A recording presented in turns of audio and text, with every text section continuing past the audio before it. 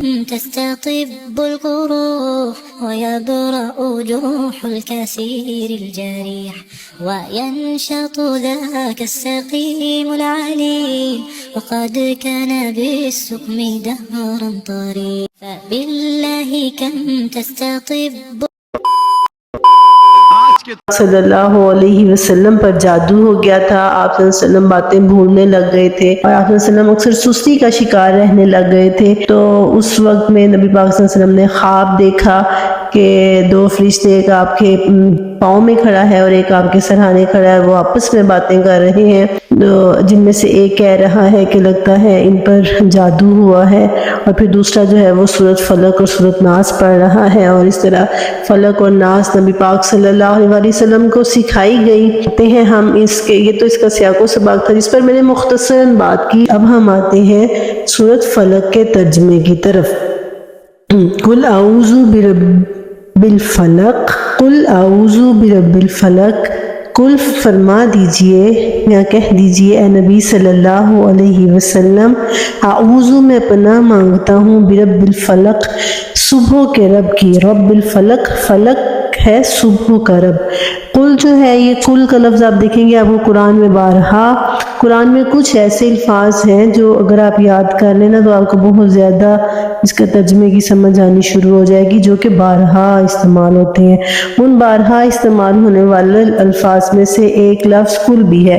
جیسے کبھی یہ قالا کی فارم میں یوز ہوگا، کبھی یہ قل کی فارم میں، کبھی سیقولو، کبھی قال الذین. تو جو ہے قالا کا مطلب ہوتا ہے کہنا، اور قل یہاں پہ اللہ تعالیٰ ایک آرڈر دے رہا ہے. اس کو امر کا صیغہ کہا جاتا ہے عربی میں. اس کو پھاڑنا، کسی چیز کو چیرنا، کے رب کی.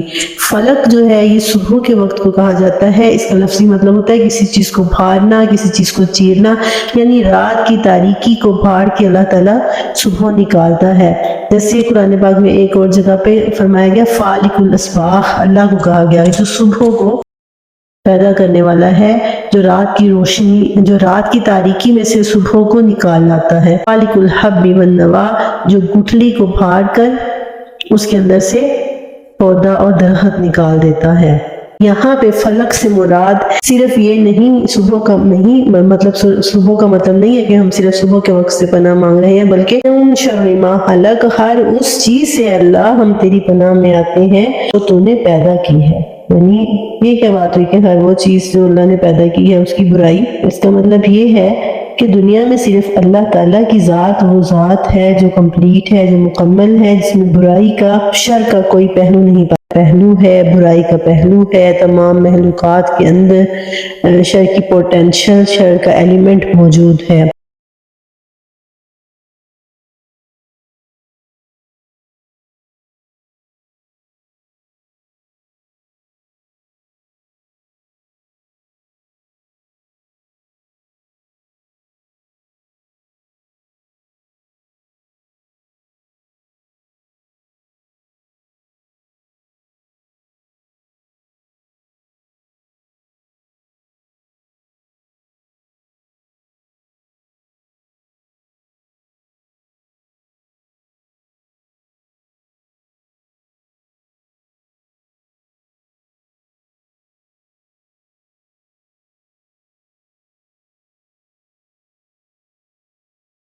ساتف العقد، اور اے اللہ جادو کرنے والوں کے جادو سے جو گرہیں لگا کر ان پہ پھونکتی ہیں، ان کی شر سے میں تیری پناہ مانگتا ہوں. یہاں پہ مؤنث کا صیغہ استعمال کیا، خاص طور پہ اس کا جو ہے وہ اشارہ عورتوں کی طرف ہے جو جادو ٹونا کرتے ہیں.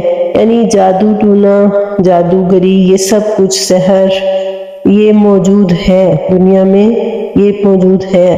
اس میں اگرچہ کچھ حد تک اچھائی کا پہلو پایا جاتا ہے لیکن برائی کا پہلو بہت زیادہ پایا جاتا ہے. اسی لیے اس کی برائی سے اللہ تعالیٰ نے ہمیں پناہ مانگنے کا کہا کہ اللہ تعالیٰ اس کی برائی سے بھی میں تیری پناہ میں آتا ہوں.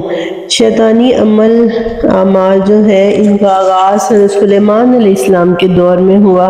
حضرت سلیمان علیہ السلام کے دور میں جنہوں نے جو ہے وہ جادو ٹونا کرنا شروع کیا اور پھر لوگوں کو بھی سکھایا. اور پھر ہاروت اور ماروت کا ذکر آتا ہے خاص طور پہ جو جادو سکھانے کے لیے آئے سورۃ البقرہ کے اندر بابل شہر میں. اللہ تعالیٰ نے ان دونوں کو انسانوں کی آزمائش کے لیے بھیجا، تو وہ بھی جو ہے وہ جادو ٹونے میں ان کا ذکر بھی آتا ہے، اور یہ غلط کسی کا نقصان پہنچانے کے لیے جو جادو کیا جاتا ہے، یہ جادو کرنے والا اور کروانے والا دونوں جو ہیں وہ دائرہ اسلام سے، اگرچہ اللہ تعالیٰ نے فرمایا کہ جب تک میں نہ چاہوں کوئی کسی کا نقصان نہیں پہنچا سکتا، لیکن یہ عمل کرنے والے دائرہ اسلام سے خارج ہو جاتے ہیں، کفر کے زمرے میں یہ آتا ہے۔ یہ بات ثابت ہے حدیث سے کہ جو انسان جادو سیکھتا ہے، کسی کو نقصان پہنچانے والا جادو، تو وہ دائرہ اسلام سے تو نکل جاتا ہے۔ ہاں البتہ جیسے کچھ نظر بد سے بچنے کے لیے یا اپنی حفاظت کے لیے، جیسے یہ سورۃ فلق اور سورۃ ناس ہے، سورۃ بقرہ کی آخری آیات ہے، پھر نبی پاک صلی اللہ علیہ وسلم نے کچھ دعائیں سکھائی ہیں اپنی پروٹیکشن کے لیے، نماز کے بعد ان دعاؤں کا اہتمام کرنا چاہیے۔ فجر اور مغرب کی نماز کے بعد کچھ دعاؤں کا مجموعہ ہے جس کا کہ ہمیں اہتمام کرنا چاہیے، لیکن جو غلط قسم کا جادو ہے، جو غلط قسم کے عملیات ہیں، ان میں پڑھنے سے اس آیت میں ہمیں سکھایا گیا کہ اللہ کی پناہ مانگنی چاہیے۔ وَمِن شَرِّ حَاسِدٍ إِذَا حَسَدَ، اور اے اللہ حاسد کے شر سے میں تیری پناہ میں آتا ہوں جب وہ حسد کرنے لگے۔ یعنی حسد ویسے ہی ایک برا عمل ہے، رسول اللہ صلی اللہ علیہ وسلم نے فرمایا حسد نیکیوں کو ایسے کھا جاتا ہے جیسے لکڑی آگ کو کھا جاتی ہے، یعنی ساری نیکیوں کو ختم کر دیتا ہے۔ جیسے کہ قرآن پاک میں ہی کہا گیا انسان کے بارے میں خلق الانسان ضعیفا، اور خلق الانسان من عجل، اور ان الانسان خلق ہلوعا، انسان بہت جلد باز ہے، انسان بہت کمزور ہے، اور انسان بھول جانے والا ہے۔ تو یہ جو انسان کی کمزوریاں ہیں، اس کی نیچر کے اندر، اس کی فطرت کے اندر جو اس کی کمزوریاں ہیں، اس سے ہم اللہ تعالیٰ تیری پناہ مانگتے ہیں۔ ایسے ہی ہر مخلوق کے اندر جو بھی شر پایا جاتا ہے، اللہ تعالیٰ اس سے ہم تیری پناہ میں آتے ہیں۔ اب یہ جو ہے شر، اس کی بھی دو قسمیں آ جاتی ہیں، ایک وہ جو ہمیں نظر آتا ہے اور ایک وہ جو ہمیں نظر نہیں آتا، جو ہمارے اندر موجود ہوتا ہے، اس کا بھی ذکر آگے آئے گا سورۃ ناس کے اندر۔ اور یہ وہ شر ہیں جو نظر آتے ہیں، جیسے کہ آگے ذکر کیا من شر، جیسے کہ یہاں پہ ذکر کیا نا برب الفلق، من شر ما خلق، ومن شر غاسق اذا وقب، ومن شر غاسق، اور غاسق کے شر سے، اذا وقب جب وہ چھا جائے، یعنی اندھیرے کے شر سے۔ اب دیکھنا اندھیرا میں نظر آتا ہے، رات کی شر سے یہاں پہ اللہ تعالیٰ کی پناہ مانگی گئی، کیونکہ رات کا وقت ایسا وقت ہوتا ہے جس میں تمام برے کام اسی میں ہو رہے ہوتے ہیں، چوری ہے، ڈکیتی ہے، لوگ سونے کا جنہوں نے غلط کام کرنے ہوتے ہیں وہ لوگوں کی سونے کا انتظار کر رہے ہوتے ہیں کہ جیسے ہی رات کا اندھیرا چھائے لوگ سوئیں۔ تو ایک سوچ میں سمجھتی ہوں، ایک سوچ جب ہمارے اندر آ جاتی ہے وہ ہمیں حسد سے نکال دیتی ہے، اور وہ یہ ہے کہ اللہ تعالیٰ نے ہر انسان کے لیے دنیا میں رزق کی تقسیم کی ہے۔ دنیا میں اللہ تعالیٰ نے اس کے لیے ہر چیز کی ایک تقسیم کر رکھی ہے، کوئی علم میں زیادہ ہے، کوئی دولت میں زیادہ ہے، کوئی حسن میں زیادہ ہے۔